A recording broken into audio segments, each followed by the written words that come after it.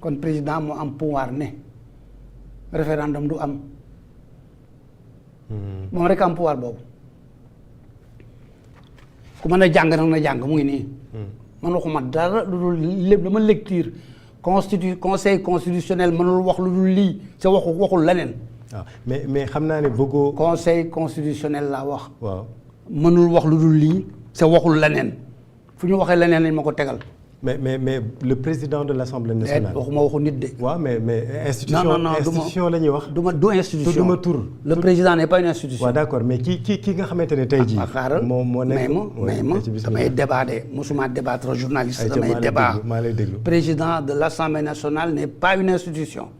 c'est l'Assemblée nationale qui est une institution. D'accord le président de. waaw neel diw wax na lii président de l'Assemblée nationale. D'accord Ousmane Sonko. président de l'Assemblée nationale. Ousmane Sonko mooy président waxal fonction bee ma gënal. waaw d'accord léegi kon président Assemblée nationale.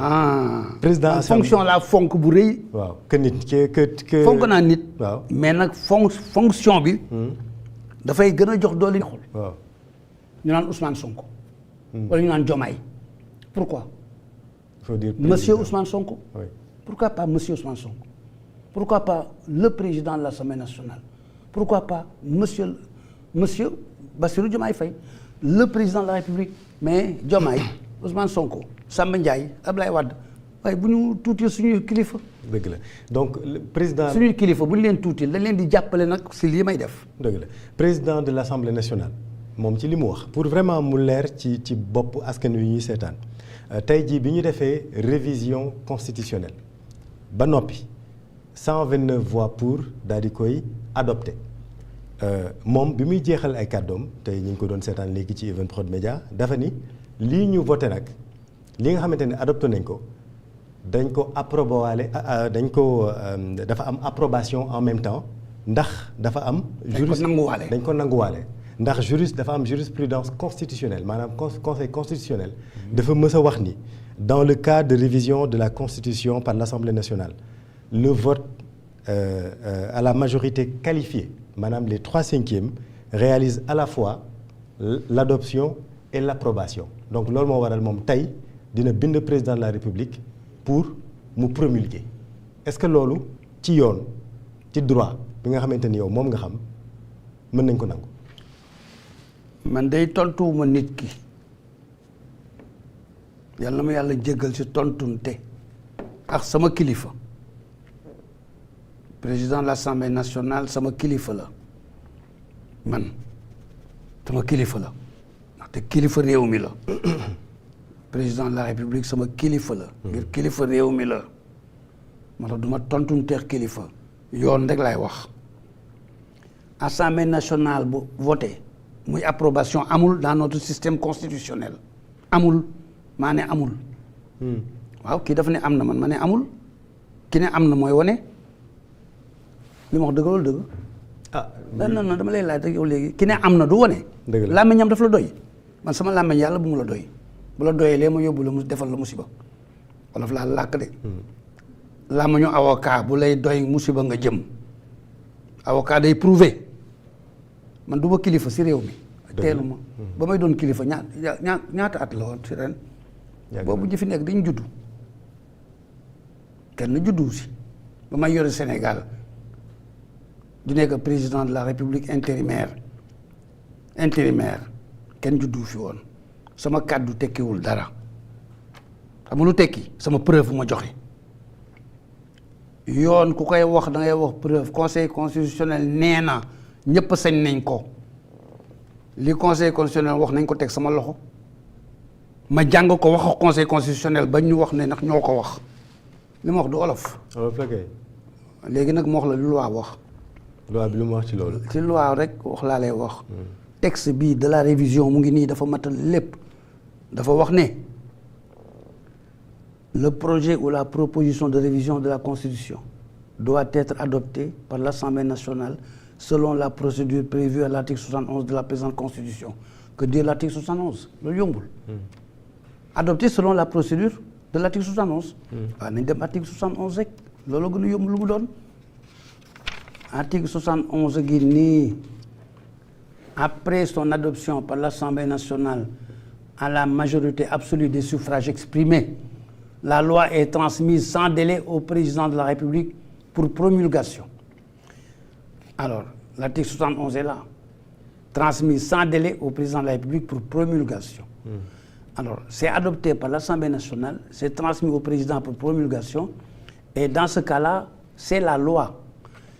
Et pour la révision constitutionnelle, le texte dit, dans ce cas, le président de la République doit, s'il s'agit d'une révision constitutionnelle, il doit faire un référendum. Ouais. Mais il peut ne pas faire un référendum si ça lui convient. Ouais. Mais ci cas de figure bi le président de la République monsieur le président de la République dafa wax ni moom référendum moo ko gënal pour une révision constitutionnelle. Est-ce que tey jii ci fi ñu toll ci débat bi à savoir que texte bi adopté nañ ko est-ce que même texte bi nga xamante ni moom la ñuy yóbbu moom la président war a yóbbu référendum wala dafa am beneen projet de loi bu mu war a yóbbu. xam nga man sama njàng droit daf si am la notion de précédent mooy la jiitu doo ko wax nag da nga koy wane. mais pourtant loolu le président assemblée nationale wax de. wanewu ko dafa wax ni am na. jurisprudence amul constitutionnelle. dañ koy wane ban date la ban numéro wax ma ko am na jurisprudence constitutionnelle du monde entier ban date la ban arrêt ban décision ban numéro ban bés. waaye léegi bu génnee référence bi suba nag. acca ma jëli ko ñoo jàng ko ba mu jeex tag analyser la ko. bu dee noonu may la waaw mais man du ma wax nit ñi mukk saa ne leen dem leen seeti loolu yomb na lool mooy sunu kilifa dañ koy jàppale si li nga xam ne dafa mën a nekk yoonu droit du wax lu la neex du wax la nga xalaat déedéet. kon président de l'Assemblée nationale dafa wax lu ko neex. waaw li mu xalaat la wax man li ma neex laay wax ni la bëgg ma wax lan la tekki yow li ngay wax li la neex ngay wax. boo neexoon nga wax leneen wolof lay làkk de. bu la neexoon léegi nga wax leneen man su ma neexoon ma wax leneen li ma neex laay wax mais li may neex dama ko gëm xam ko. man ko wane. mais c'est parce que tamit sunu charte réew la ñuy wax. sëñ bi yow. waxtaan man ngay waxal nag léegi fàtte nga ne homme de droit professionnel ngay waxal. nga dimbali ma nag le président de l'Assemblée nationale n'est pas un homme de droit professionnel doonu ko c'est un inspecteur des impôts professionnel. En 1971 j'étais inspecteur des impôts alors dama nga ne xaw ma lu mu doon ak li ma doonoon man et je suis devenu un homme de droit professionnel kon droit laay wax fi mu nekk waxuma leneen moo tax ma ne bëgguma débat dama bëgg a waxtaan rek. débat yi amul njëriñ la am njëriñ c'est la politique c'est foofu laa bëgg ñu àgg fa. da bëgg ñu dugg ci politique ñu bàyyi droit bi. waaw mais président dama la bëgg a tontu. waaw xam nga sew laa jëm. bilaay maa la mën a déglu ba xam fi ma jëm ak yow. droit bi waxtaan bu amul fin la mais dama la bëgg a wax ne wax naa la léegi ne li question bi ma posé dafa am fu ma jëlee réponse bi. c'est démb laa ko jëli. c'est man bu ma jëli jee démb dama naan am dem leen seeti du ma yem si ne am na. benn juriste amul droit def loolu am na déedéet am na mu ngi nii benn magistrat du ne am na danaan am na mu ngi nii benn homme de droit du ne am na danaan am na mu ngi nii sinon yow léegi nga nekk homme de droit boo neex nga dem université may jàngale. yow loo xalaat loo neex nga wax boo liiree léegi dara rek ne gëm naa ko comprendre naa ko maa ngi koy wax ñëpp sañ nañ loolu critiqué wu ma kenn de. léegi damay mel ni kuy jàngale droit. 2001. En 2001 bi président Abdoulaye Wade nekkee président de la République Assemblée nationale parti socialiste kese fa nekkoon ndax tuuti PDS c'est article 89 constitution wu jamono jooju dafa ne référendum Assemblée nationale dong moo ko mën a décider te Abdoulaye Wade nag bëggul woon gouverner ak boobu assemblée parce que UPPS la woon. moom mu ñëw nekk président. c'est amul droit au référendum dafa jël décret ne man woo naa référendum man maa attaqué décret boobu man Doudou Ndoye est-ce que xam ngeen loolu. En ce moment j'étais candidat et je l'ai attaqué au nom de mon parti devant le Conseil d'État parce que jamono jooju Conseil d'État ak Cour de cassation moo amoon ak Conseil constitutionnel mooy la réforme Kéba Mbaye de 1992. bañ fa jógee lañ jël cour de cassation ak conseil d'état boole leen tuddewaat ko cour suprême comme bu njëkk ba. dama saisiré conseil d'état ne ma wax la décision bi bind leen gars yi seetaan di déglu. waaw ngeen dem seeti ko. dem leen seeti cour suprême dans les archives arrêt numéro maa ngi jàngale. arrêt numéro 01 1/2001 du 4 janvier 2001 du conseil d'état mu nga archive cour suprême. arrêt numéro 01 2001 du 4 janvier 2001 conseil d'état ne ma lii président de la république def c'est un acte de gouvernement xam nga luy acte de gouvernement. mooy maanaam ñoom seen yoon nekku ci. dans le système juridique du droit administratif français la notion d'acte de gouvernement c'est l'acte par lequel l'acte qu'on ne peut rattacher à aucune règle juridique du pays et qu'un gouvernement peut faire dans l'intérêt national. Aucun juge, aucune jurisprudence, aucune juridiction ne peut le contrôler. C'est ça un acte de gouvernement. Conseil d'État wax na ko si Abdoulaye Wade si décret boobu ne mënuma ci dara acte de gouvernement la. Parti socialiste si boppam dirigé par Adji Aram Diène ma doon tête de liste attaqué tam même décret Abdoulaye Wade en même temps mais devant le conseil constitutionnel xam muy ñaari attaqué man sama bos dee na bu PS bi tam conseil constitutionnel ne décret bi chef de l'État di convoqué référendum man benn texte Sénégal mayuma droit mu contrôler ko dem leen référendum sama yoon newu ci. Les deux ont raison. Les deux ont eu raison. Parce que le chef de l'État du Sénégal, d'après la Constitution, est le gardien de la Constitution et il veille sur le bon fonctionnement des institutions.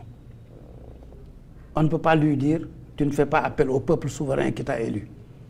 Parce que la Constitution, dans son référendum Constitution bi dafa ne le préambule le peuple du Sénégal souverain.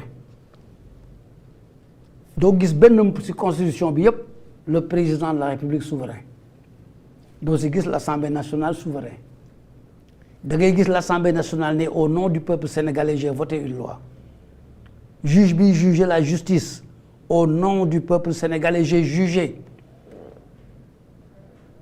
Alors quand on fait appel au peuple souverain nga ne déet quand même c'est pas conforme à la République.